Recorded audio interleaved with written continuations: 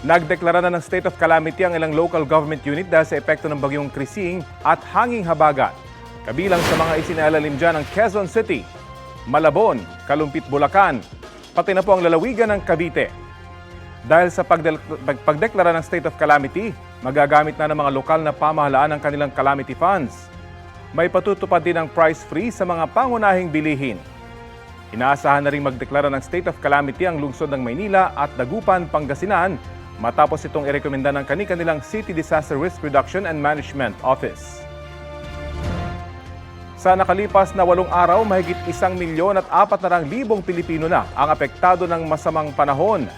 Base po yan sa datos ng NDRRMC mula sa pinagsamang hagupit ng bagyong Krising, hanging habagat at low pressure area sa loob ng bansa. Pinakamarami ang nasalanta sa Central Luzon, Negros Island Region at Ilocos Region. Sa mga apektado, mahigit 77,000 ang lumikas sa evacuation centers. Sa ngayon, 2 na ang kumpirmadong nasawi ayon sa NDRRMC. Isa sa Lanao del Norte at isa sa Surigao del Norte na parehong namatay dahil sa mga bumagsak na puno. 5 naman ang binavalidate pa.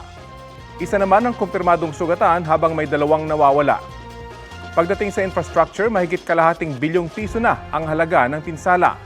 Mahigit 130 milyong pisong halaga ng produktong agrikultural naman ang napinsala.